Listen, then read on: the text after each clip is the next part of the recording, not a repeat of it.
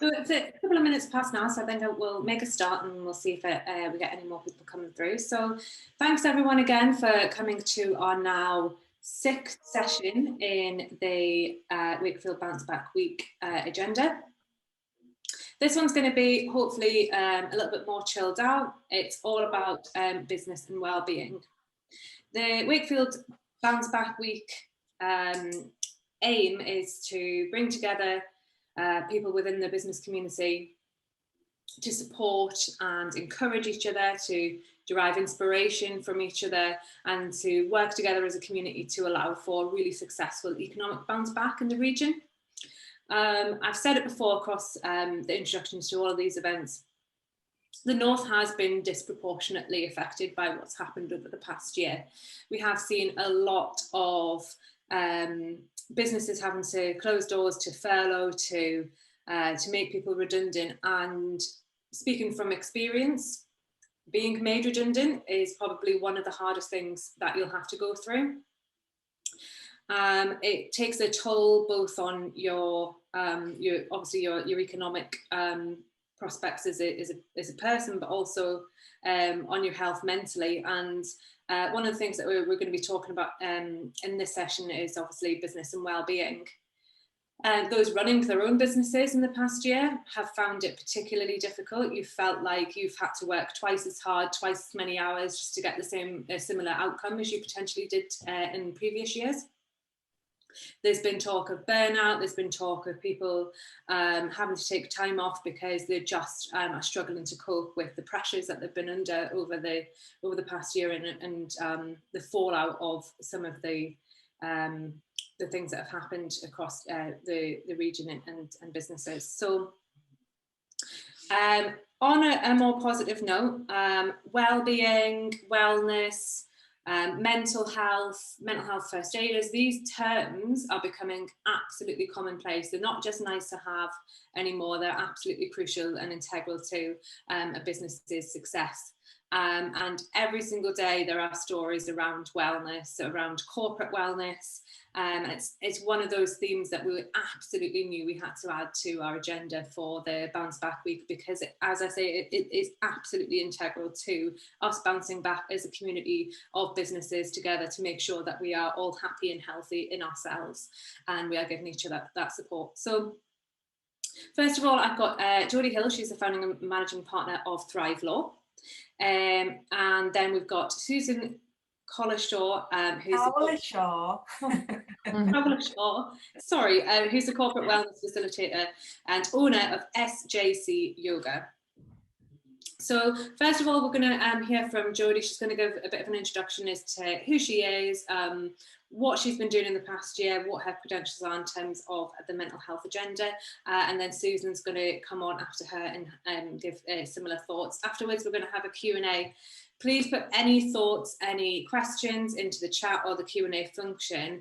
We really want this to be more of a collaborative panel as opposed to just these guys speaking. So any thoughts or comments, please do add them. And I'll pass over to you, Jodie, if that's okay. Of course it is. No, and thank you. And what a great idea to do an initiative like this. I think I've certainly seen so many organisations really pulling together and really helping each other. I think there's a lot of negatives from the lockdowns and the whole pandemic, but it's nice to see so many organisations, especially in Yorkshire. I think we all like to help each other a bit more up here. So a little bit about me. So I'm Jodie. I'm the managing partner of Thrive Law, which is a law firm based in Leeds. I set up on my own 3 years ago, having had my own mental health breakdown, which I'm quite open and honest about, and essentially wanted to create a psychologically safe place for me to work, but also grow a culture where we attracted like-minded lawyers who wanted to grow in a very different culture compared to like the big city firms, the long ridiculous hours and all of the stuff that goes with being a big corporate lawyer in the city. We wanted to create something different where we're still helping people, but in a culture that is much more positive towards mental health and well-being.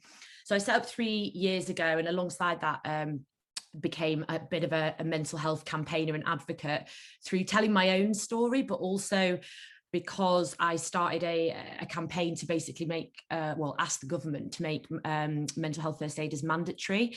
So I started that at the same time as I started Thrive, and I think a couple of weeks, maybe a month or so ago, that was actually read as a bill. So it might even be passed as law, which would be amazing.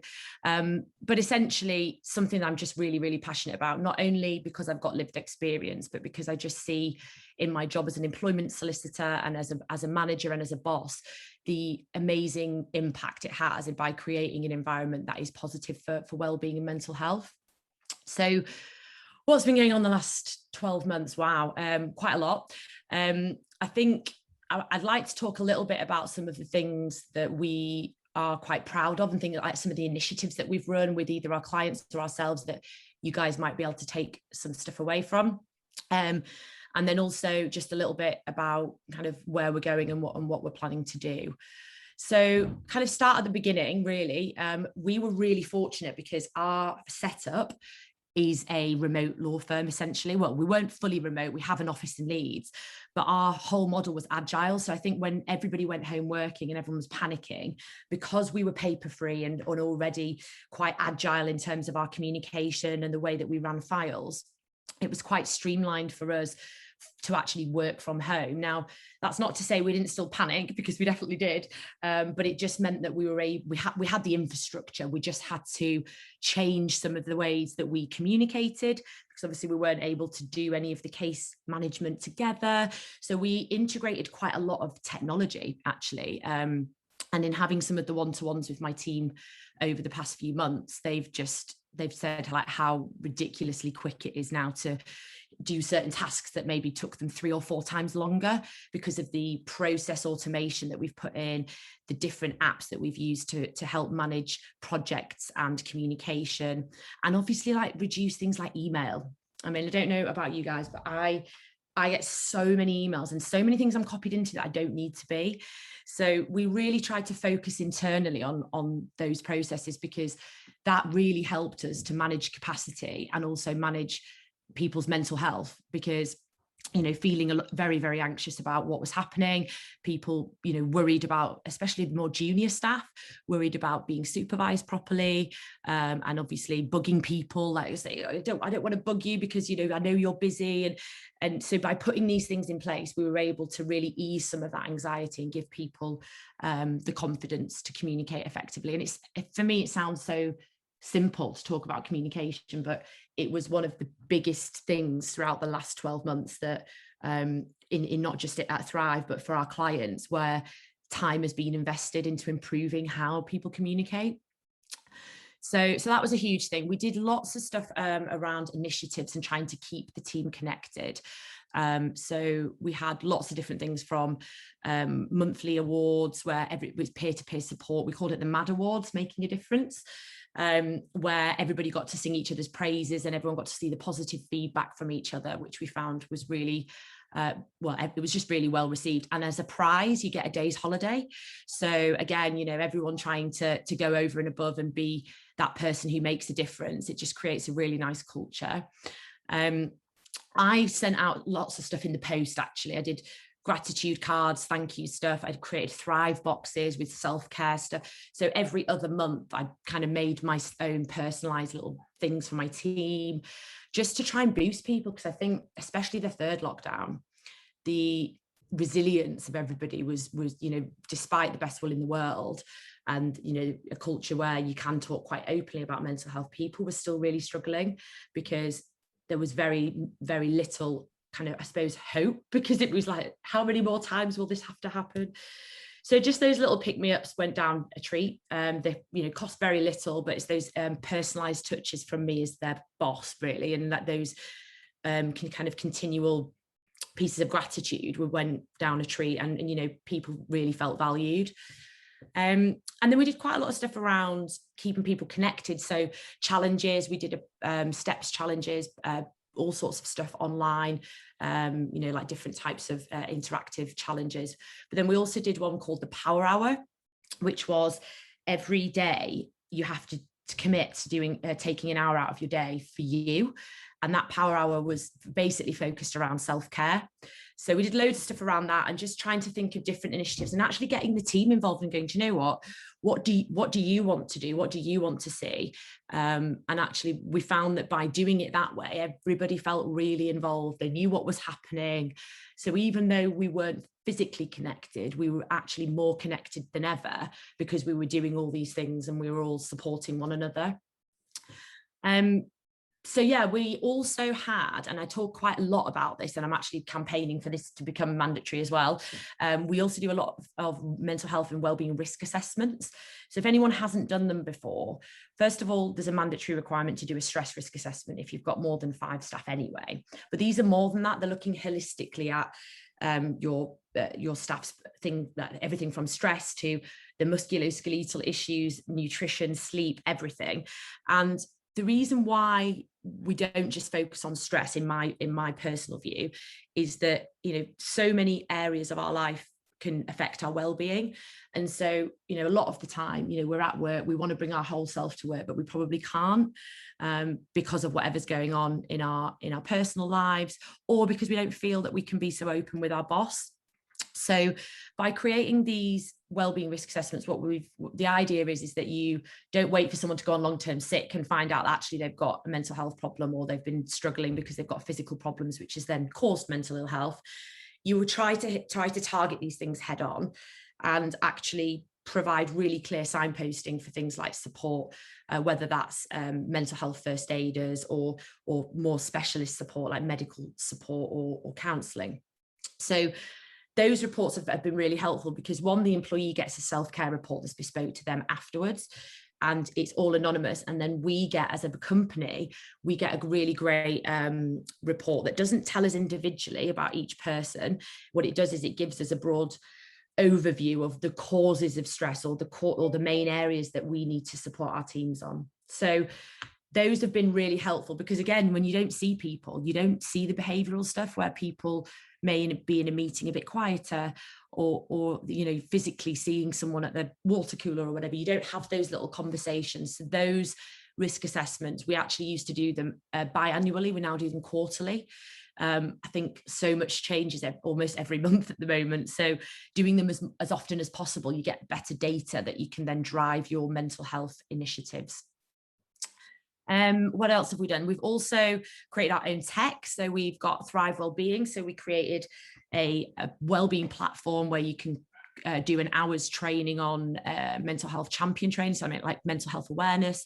And then there's a little portal in there for both employees and employers where you can really just have a hub of helpful tools, guides, and template documents and things for HR as well, all around wellbeing. So it's giving people the tools that they need, but also some ideas around different initiatives. And then we also partnered with, I don't know if anyone's heard of the Jordan Legacy. Steve Phillips, fortunately, his son took his own life about 18 months ago, and he set up the Jordan Legacy in his name to help with around suicide prevention. So we've partnered with them to commit to training 100 mental health first aiders this year. And we're putting on a training session pretty much every month and giving the profits to them. So that's been really positive, and that's brought, you know, some of our clients together. It's created a really great sense of community because we've created a peer-to-peer support group for those people as well. So that's been, yeah, a really, really great way, not only to help that organisation, but to also add value to some of the stuff we're doing with our clients. And all of our staff are trained in mental health first aid. I think it's a great idea. If you haven't done it, have a look on the Jordan Legacy website. But essentially, having people who know how to deal with mental health in the workplace is essential. And, you know, a lot of organisations don't know what to do if someone says I'm having a panic attack, or if I'm feeling stressed, or whatever, wherever it might be on the spectrum. And then the final few things I just wanted to touch on, because I'm conscious I've only got 10 minutes and I probably spoke more. I did tell you I could speak loads. Is we launched our own wellbeing initiative. So we've added things like all the other stuff that we talked about, but then on top of that, we're providing paid days off for wellbeing days. So they're not sick days, but they are days where that individual takes the day for their well-being to improve their self-care. So the idea being is it's preventative. It's not a holiday, and it's not a sick day. It's a wellbeing day. So we've introduced those into our contracts, and also access to things like counselling and coaching. And in particular, I have 2 members of staff who are pregnant and they're about to go on maternity leave.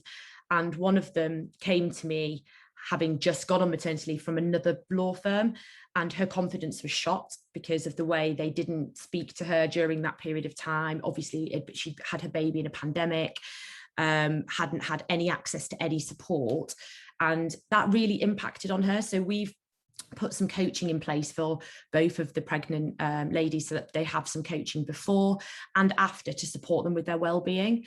And obviously we can do stuff as well in terms of keeping them up to date with the law, but I felt that was something that is often overlooked. When we look at well-being, it's not just mental health, it's the stuff that can cause mental ill health, and it's also things around confidence and stress. So that's something that we're really excited to start over the next few weeks, because the first one goes off in September, so she'll start that coaching. And then the final thing we did was looking at the way we do our team days. So obviously now we're fully remote, we haven't gone back to the office. We have a model where people can go in and go to the office if they want to use it as a collaborative space, but we don't have set desks. People can go kind of whenever they want, really. But the idea being that we want to keep the agileness of what we've already got, and we know it works, but we also want to maintain that sense of community and the team spirit. So we've planned quarterly meetings in person, quarterly innovation meetings, and quarterly team away days, all on different months, so that there's always something where we can get together, so that we've got something to look forward to as well. And I know that was something that was important for like the junior staff, and also changing the way we do appraisals. Rather than doing them biannually, we've split all the content of the appraisals into monthly one-to-ones, focusing on both technical, behavioural and professional and personal development, so that there's a different focus each month. And that's gone down really well, because they get one-on-one time with the management team for like an hour and a half every month, and it rotates around the management team, so everyone has different focuses. So that's really helped people's well-being as well, because they felt that people have felt heard, they felt supported. So I think that might be my 10 minutes up, but if anyone's got any questions about any of the initiatives that we've run, or kind of wants any guidance on some of the implementation around those things, then we can certainly answer questions on that. Thanks, Jodie. There's so much there. I mean, we'll go into some of the. I've got loads of notes here, but we'll go into some of this after Susan's had her point. But yeah, I really appreciate everything that you've already shared with us. Do you want to go straight into some of the stuff that you've been doing over the past year, Susan? Yeah, few, Jodie. Sorry. All right, got a bit anxious then. So good afternoon, everybody, and thank you for giving me the opportunity to talk about what I do and what I love to do, and really sharing the yoga philosophy and how it's helped me in my life, and how we implement it now into businesses, corporate environments. The latest thing we're doing is taking it into prisons, which is quite exciting. So my name's Sue Cowlishaw. I'm a yoga practitioner, I am a teacher, and I am a breathwork coach. And my little business is called SJC Yoga, and I've had it for about 4 years, about maybe 3.5 years. So a little bit of background, I came across a yoga class in 1999. It was held at my local sports centre, and I'd heard about yoga, and I thought, you know what, I'll just go see what it's all about. Up until then, I have to admit, I had a fairly chaotic life, and I had quite a serious addiction as well. So I realised I was going around in circles. I wanted to do something different. I didn't really know what to do. I didn't really know where to turn. Loved the yoga, loved the moves, everything like that. I got a really big benefit from it. And from there, I really have got into the yoga philosophy. So I am going to just explain a little bit about what I do, but I would like to explain about the philosophy and how it works. It's a really safe and secure way for us to live our lives. There's a lot of stuff in there that will help your well-being in general, a lot of like little rules and regulations. So March last year, I was running about doing classes, going into corporates, doing workshops, and within a space of about 7 days, I had no work, none. Everything just went down. So I was like sat here thinking, okay, so not only did I have nothing to do, I didn't have any money neither. So I just kind of like reached out to a couple of my corporates and said, would you fancy doing some online yoga, which wasn't really that popular. And it is quite effective, but it is a second choice. It's not anywhere as effective as being in a classroom with people. And you do have the issue of people being at different levels, and because you can't see them as such, sometimes if you've got a big class, people turn the videos off anyway. It's just not possible to keep your eye on everybody. You just can't work around or do anything like that. So I have some quite big corporate companies now. I have quite a big bank, and I have some IT companies, driver hire, logic, companies like that, smaller companies. But what happened was, because some of the bigger companies had staff all over the world, especially in America and in Hong Kong, we could then connect those people with us as well. So we could run a class, throw out the Zoom invite, and people from like all over the globe could join, which was quite exciting really. And it was a way to keep staff connected with each other in a different way, in kind of an easier way, rather than, I know we all did the quizzes and we all had the, you know, office get-togethers and the meetings, which was great, but it was just a more light-hearted way of connecting people. I do have quite a busy one-to-one practice. One-to-ones are quite simple to do on Zoom because, of course, you know that person anyway. But one of the things that's been really, really popular is breath work. That's why I became a breathwork coach, because talking about diversity and inclusion, it doesn't matter how old you are, how young you are. You can be bedridden, you can be really big, you can be really small. It doesn't matter. Every single person can benefit from breath work. It's just an amazing thing. So, excuse me, I'm just going to go through the limbs of yoga, not all of them, but to bring me to the breath work and basically just explain how we may deliver that, because I don't really have one set way. We do a lot of workshops, but they're kind of short workshops, like 90 minutes. We can do like hourly sessions. I still do a lot of yoga sessions, kind of like the asanas and the moves and stuff like that. But what a lot of people don't realize is yoga is not just about asanas. We have 8 limbs.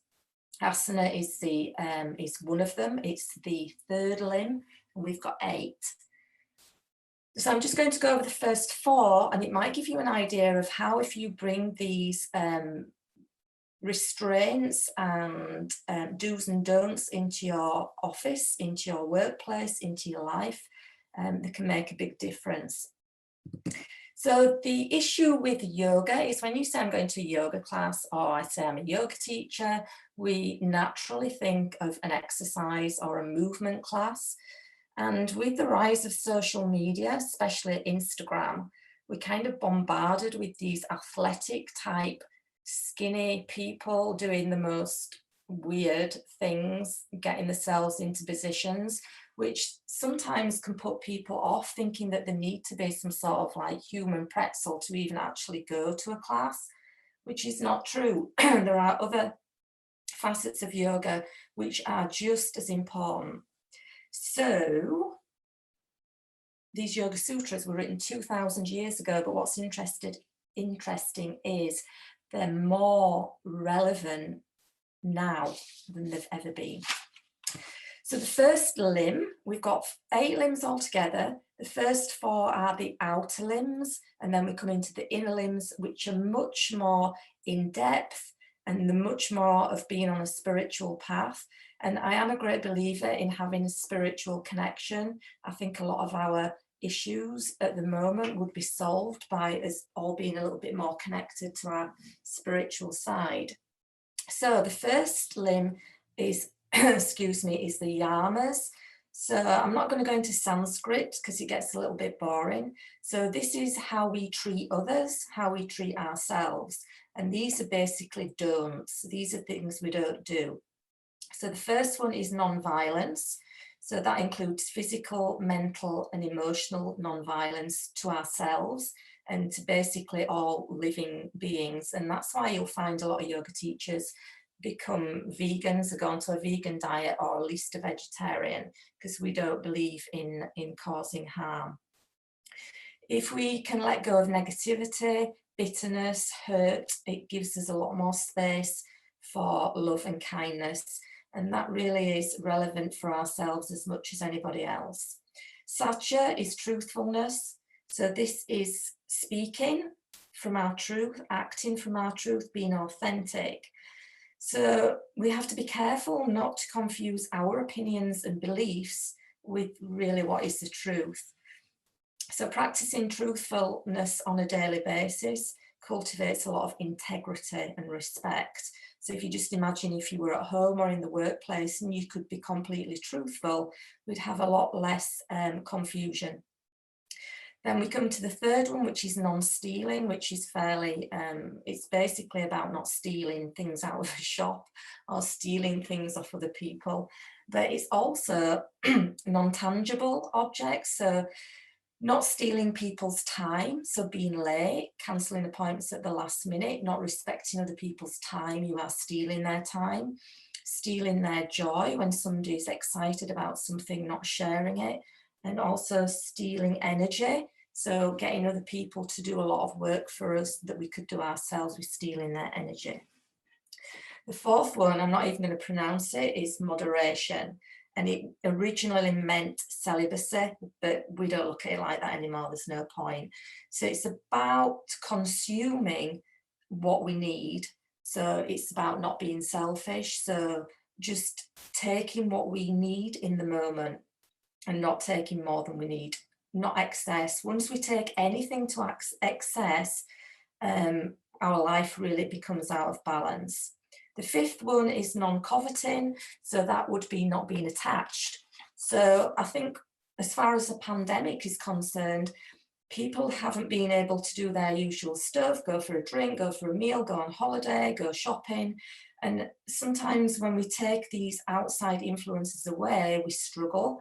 So this yama is about not being attached. So whether we can go on holiday or not, we still have contentment, we have joy. Whether we can buy that new pair of shoes or not. And I'm not saying you shouldn't buy them. What I'm saying is don't be attached to them. So then we come on to the niyamas, which are do's, things that we can do in our daily life. The first one is cleanliness, physical, mental, emotional. Keeping your house tidy, your workspace tidy, really gives you a lot of space in your head for clarity. And also, even things like language, so not swearing, we would say that swearing is not cleanliness. So kind of cleaning up the way you speak, especially how you speak to yourself, speak to others. We have contentment, so that is the practice of accepting and being grateful for what we've got. I'm sure everybody on this call has got somewhere to live, we've got some nice clothes, we've got some food, we've got warmth, we've got water. So it's about being appreciative and grateful for what we've got. And then we have self-study, which is basically always about, I don't like the word bettering ourselves, but expanding and growing. And then the last one, this is where we start to get a little bit deeper. We come onto a spiritual path. So it's about understanding that we're all part of this big divine matrix. We're not separate, we're all as one. We're a part of something very big and something very great. I've got a sore throat after rattling those off. So they're the first ones. The third one is the asana. So it's the movements.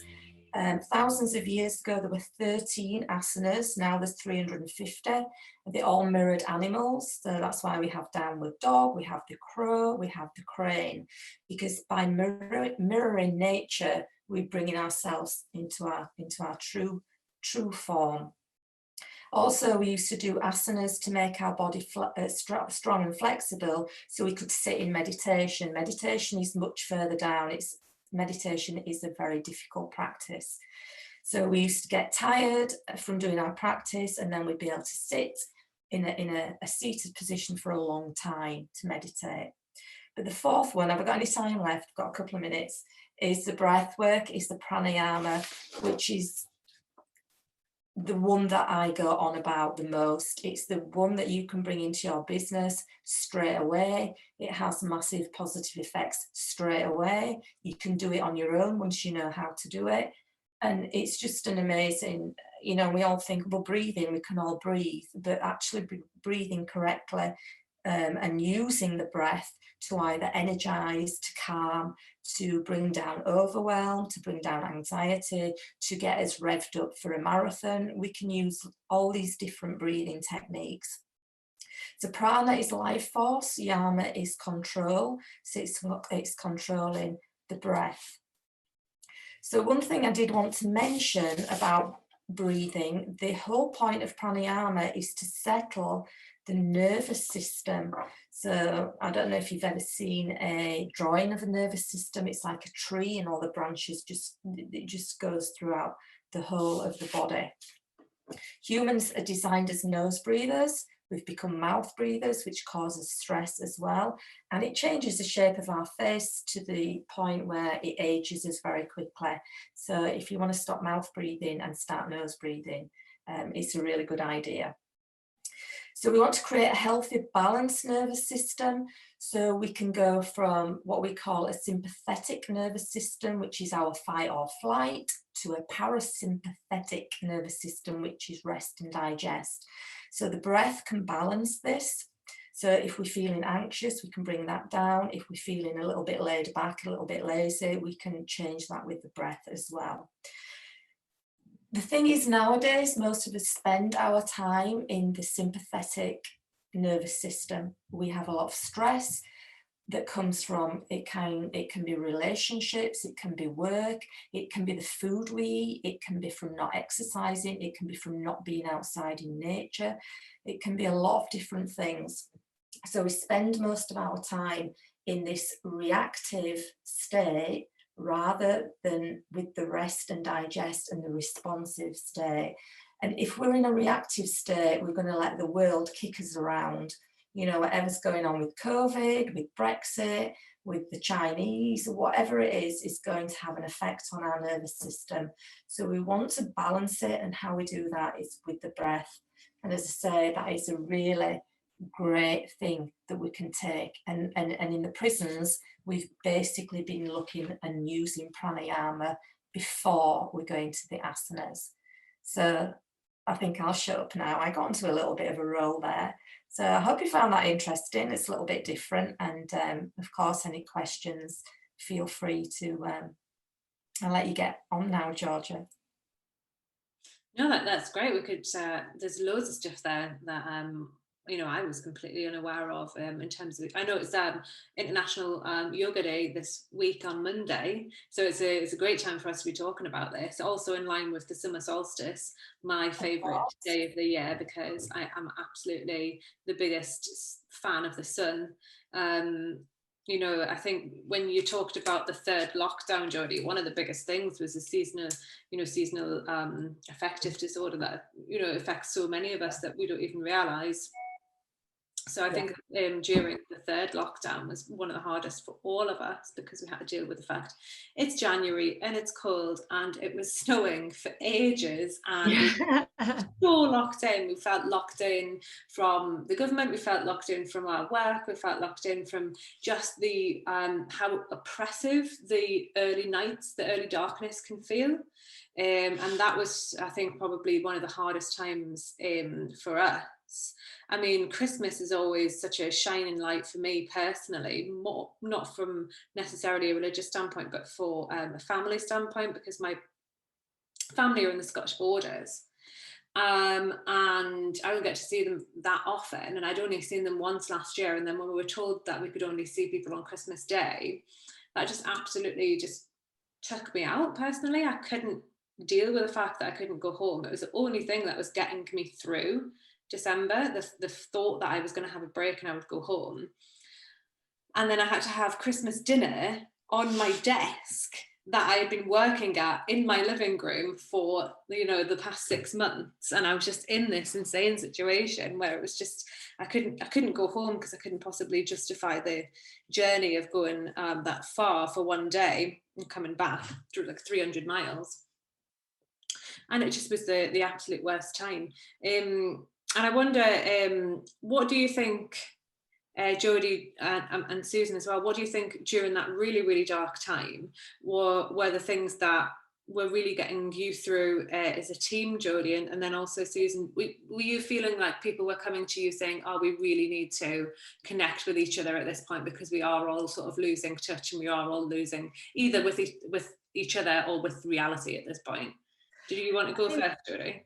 Yeah, of course. I think we didn't have so much of an issue. We've got a very small, quite close-knit team. So I think we were all quite connected and chatting, you know, very daily anyway. So I think we're quite fortunate in that sense. I can't imagine how difficult it is when there's like 100 staff and you're trying to stay connected and spread your time equally. But we just really encouraged self-care and getting out and making sure people have breaks, making sure that people took time off, because what we found was when people were working at home, they didn't have anything else to do. So they're like, I'll just log on and do an email. No, you will not.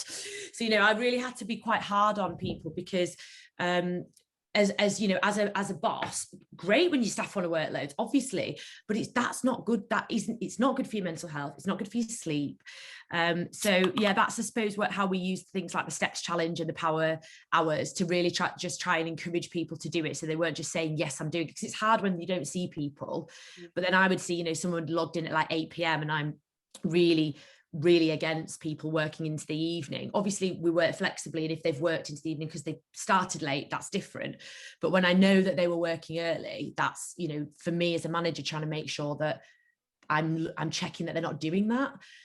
We're very flexible and very trusting with the staff anyway, but it's just about making sure that I practice what I preach as well. I think that was really hard. So yeah, I mean, I personally really struggled in the first lockdown and the third, and I massively echo what you said about seasonal adjustment disorder, because I get up at like 5 a.m. So when it's pitch black, it's awful. Whereas now I wake up and the sun's shining, so it's so much easier to get up. But to be honest, yoga got me through it. I rediscovered my love of yoga in the first lockdown, and I've been just doing I mean, obviously on videos at home, but I just made sure I did it, even if it was 10 minutes in the morning, or a bit of meditation, or, you know, a bit of breath work, like what Susan was saying, just having that self-awareness and a bit of self-discovery. That's what a lot of us, especially at Thrive, have used that time for, and just rediscovered how much I loved it, because I used to do it all the time and kind of got out of it with the busy life. So yeah, I think a lot of the team rediscovered it as well. We had a couple of like team Zoom, you know, where everyone does it together, which is quite funny. We could all see each other making very weird shapes. But, you know, just rediscovering that was a really great part of lockdown for me, actually. And I think it's the mindfulness about just sort of taking that break to not do anything with your brain. Yeah, I'm really rubbish at that. I am, and one of my biggest hobbies I wasn't able to do, so I've been trying to learn to fly, and one of the reasons that I love that, not just because you're in an aeroplane, it's awesome, but the fact that I literally can't think about work. I cannot think about anything other than what's my altitude right now, and all the other things we have to do, and that obviously was taken away from me during lockdown, and it was like, oh, I can't. That a lot of people had that though, didn't they, where they had their escape taken away from them because we couldn't.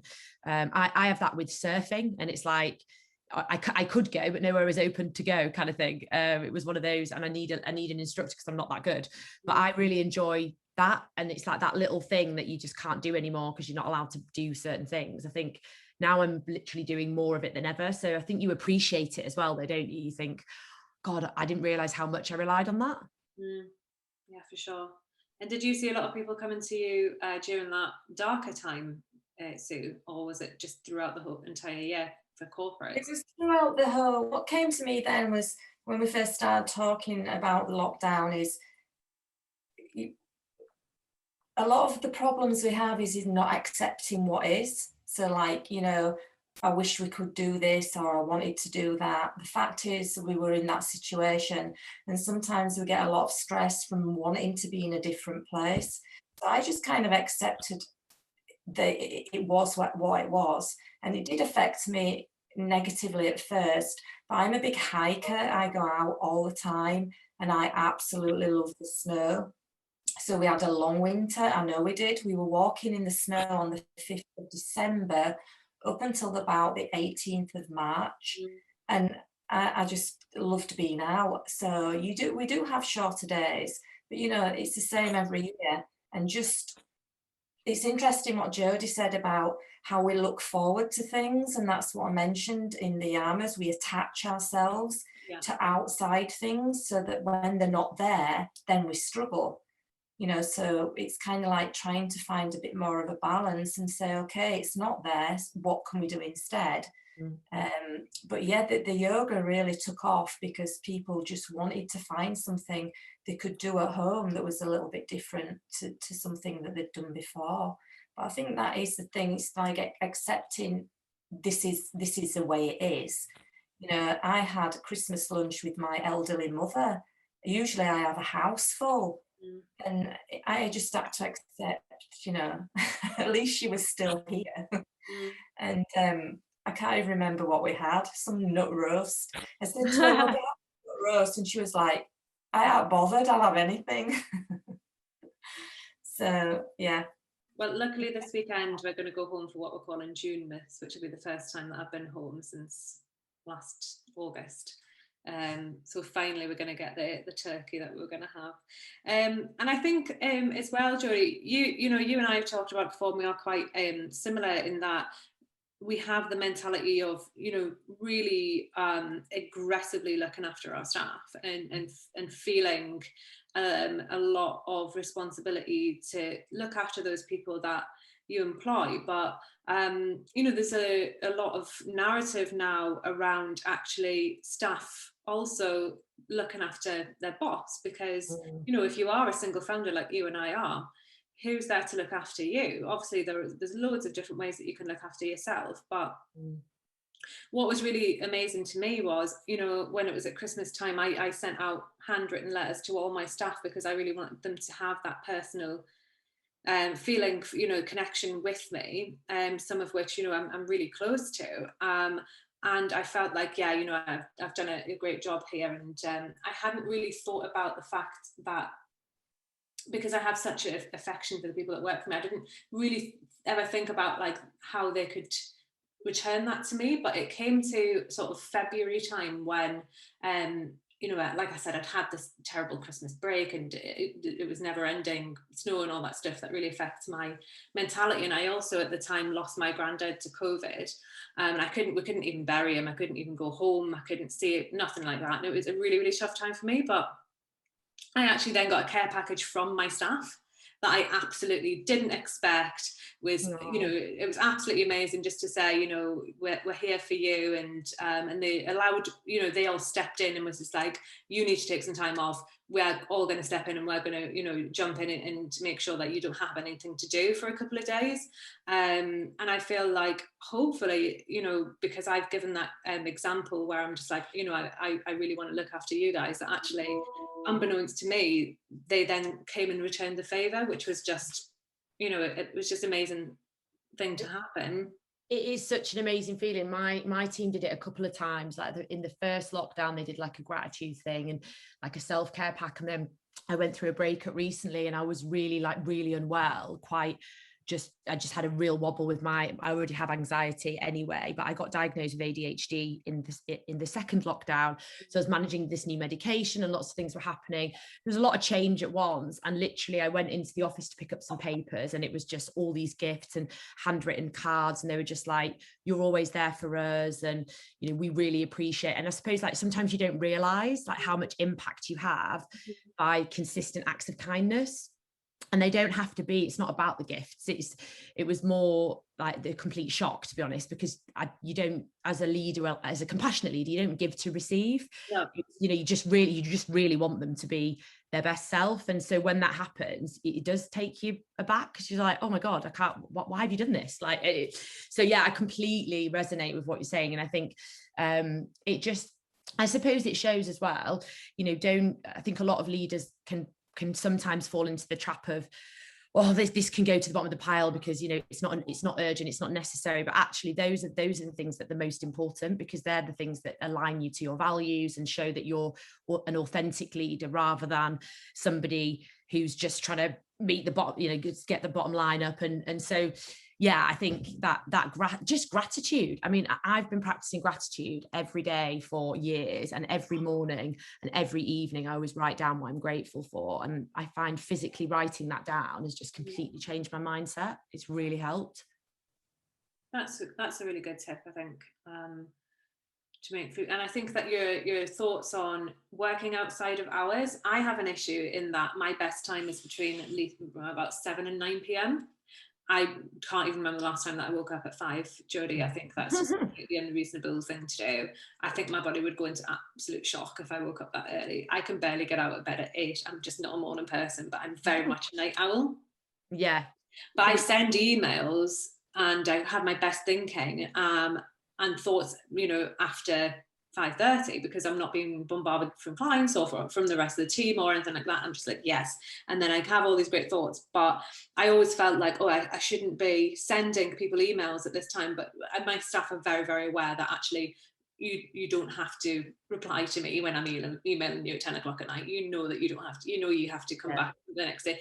I can't even imagine that even any of them even have their emails on, or would ever feel. I've seen something, I don't know if you've noticed, it was trending on LinkedIn today. It was a lady from AWS. She's a vice president at Amazon, and she's in her notice on her email footer, she's put truly human notice.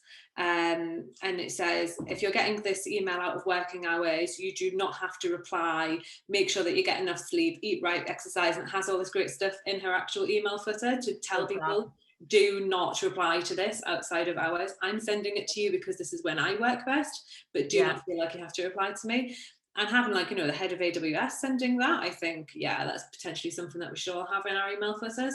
Definitely. Although the government are looking to actually make it unlawful to email outside of working time. So I know in France it's already banned, you know, when people are emailing in evenings and things. But I agree with you. I think people should work when they work best and communicate effectively. I think obviously if an employer is emailing their staff at 10 p.m. saying you must reply, that's very different to you emailing and communicating it effectively. So I just wonder how they'll legislate it. I think it actually just requires a bit of common sense, don't you think? Yeah, for sure. I mean, either that, or I'm just going to have to save all of my emails on an evening and just bombard everyone at 9 a.m. with them, with all of my crazy thoughts that I have on a night. But either way, they're going to get them, so it doesn't really matter to me. I never expect anyone to reply, but you know, when I do get messages outside of hours from other people, I'm really bad at just being like, yeah, okay, and just checking my emails and stuff and making sure I'm replying to people on outside of hours, which is, you know, I don't really want to set that as a precedent for what other people should be expected to do. Sue, we've not got that much time left, but I'm super interested in what you're doing in prisons. I think that it's such an important part of our society to ensure that we are rehabilitating people, and that the prison system isn't there is a punishment. It's there for a rehabilitation of that person and get them back into society and get them back into work.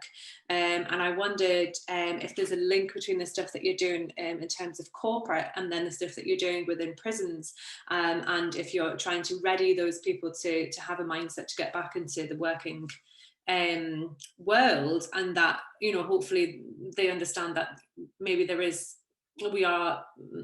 corporate world is a little bit more forgiving to people who potentially have mental health issues. Well, the thing is, it's a ladies' prison. Most of the women that are in there do have some form of mental health issue. A lot of them really shouldn't be there. A lot of them have been trafficked. and they've got into drugs, and they've ended up selling drugs, they've ended up in prostitution, and they've ended up in there, and as soon as they walk out the door at the end of the street, there's their drug dealer or pimp or whatever waiting, and off they go because there's nothing else for them. So bringing it into and I mean, in America, they've been using yoga in the prison service for years. It's very, very effectively. It's about bringing awareness, so they have time to actually see how they've been behaving, see how it's not been working, and making little changes while they're in there. Because all prisons should be, well, as far as I know, most prisons are rehabilitation centres. They have a lot going on, but it's become a much wider thing now. It's become a lot more important, giving people things to do, purposeful things, and just being aware of the life that they're living. If they don't do something, if they don't change the way of thinking, they're going to end up back there. Especially, you know, a lot of them that go out just before Christmas end up back for Christmas Day because they've got nowhere else to go. They've got no family. Most of them have got awful stories. You know, they've had lives like you would never ever imagine. So bringing them through the yoga philosophy gives them a lot more grounding. It gives them a lot safer, secure feeling in themselves to make decisions based on something different, because a lot of the decisions they make come from other people, you know, people that are controlling them. So it's been working for a long time in the States, and getting things here going like that is not that easy, but you know, we're getting there. So yeah, it's completely different to like throwing your lycra on, you know, after a heavy day at the office. I do a lot of early morning classes, and then see my work day, I have early morning classes, then I have evening classes, and then I have other things to do during the day. So I have quite long days, but I don't mind that. But yeah, it's been fascinating. It's changing people's, it's giving people a belief in themselves. So they trust themselves and they believe in themselves and make appropriate decisions for how they want to do things differently when they're eventually released.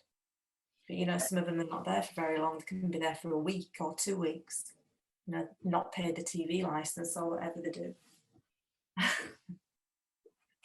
That's a lesson to make sure you get your TV license paid. But no, that mantra is exactly relevant to the workplace as well, where you've just said, you know, to trust yourself, to have grounding. These are things that make for a more well-rounded, efficient, successful member of staff.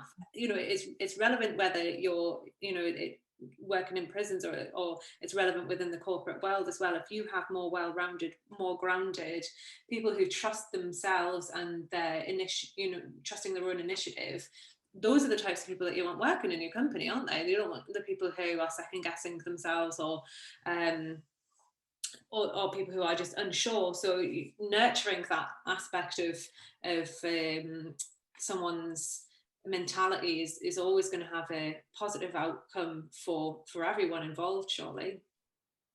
Yeah, it's just about becoming whole again. So, you know, people are quite like fractured. So it's about kind of bringing it all back together and making them whole again. We've not got that much time left. I wanted to just find out, Jodie, the things that you've talked about in terms of your initiatives, are there a way that anyone can get in touch, get involved, support all the stuff that you're campaigning for? Yeah, so we're actually just rebranding our website at the moment. So if anyone wants to, we're going to create a dedicated page, but if anyone wants to get involved, just drop me an email and let me know what you're interested in and how we can help. I'm always happy to have chats with people about just bouncing off ideas for initiatives. You know, more heads together, I think, with these types of things can create some really great ideas. So yeah, I'll put my email in the chat, and then if people want that, and then obviously if you're watching on the recording, then you can just pop it in the notes or something. Yeah, of course. And Sue, is there anything, do you want to put your email address in the chat as well? Make sure that everyone knows that for any yoga healing needs, they can come to you. Honestly, I feel like it's been a bit of a therapy session myself, just sit and have this conversation with you guys. And that's kind of the whole, coming back to the whole reason that we're here and we're doing this whole bounce back week thing. Genuinely, a theme that's come out through all of the sessions that we've done so far is the fact that together, collaboratively, we can do so much more than if we are separate. And that notion of camaraderie is so intrinsic to the way that we work and the way that we live. In the North, I'm not going to say that, Southerners don't have that aspect, but I feel like those that have sort of gone through the wars together feel as though that, you're a lot more trusting of the people around you. And, just even in this session, that we can just sit and have a super candid conversation with each other about quite personal things that's open to the world and for anyone to get involved with and to have comments on. That just is testament in itself to the mentality of the way that we all work together. So I just need to talk a second about the other events that we have coming up. We've got inspirational growth stories tomorrow from 12 to 1:30. So this is a great lineup of people who have done amazing things during the pandemic. We then have between 3 and 4 employability, upskilling and retraining. So that's going to be a really tactical event where we have lots of advice on how to dust yourself off, pick yourself back up, get some more training under your belt and potentially go back into employment. And then finally on Friday we've got equality and diversity in business. We've just launched the speaker lineup for that. Please visit wakefieldbouncebackweek.co.uk to have a look at the rest of the events that we have for the rest of the week. So we also have the Wakefield Bounce Back Week Awards. We've got 3 awards, the Community Spirit and Business Award, the Entrepreneurial Excellence Awards, and the Wakefield Pivot with Purpose Awards. So if your business or you know anyone who would be eligible for any of those categories, please again visit wakefieldbouncebackweek.co.uk, check out the award categories and sign yourself up. Let us know why you think that you should win those awards. We were going to be doing the awards on Friday this week, real life in Wakefield, but that's now not going to be able to happen. So we've moved that to later in July.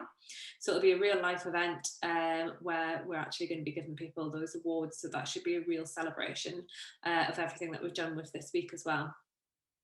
So thank you so much to Jodie and to Sue.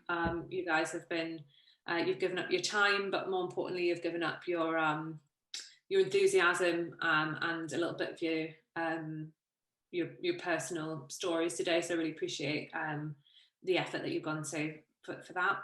And for everyone who's come onto the event, again, the people who are coming on to all of these events, supporting us, really appreciate your time and your support as well. So anything to close with from Jodie or Sue? No, just thank you so much, really. I think it's great that you're putting on all these things and the awards sound fab, so I'm going to have a look at those. Thank you. You'll definitely get an invite. We're going to invite all of our speakers to make sure that we say a big thank you to them, so you'll get a drink from us on that night, Jodie. Oh, amazing. And it's in person, so I can get my frocks out. I can't wait. That's all for shame with your collection. Anything from you, Sue? No, not really. Just, yeah, thank you for the opportunity. It's been really good. I've learned lots of things myself.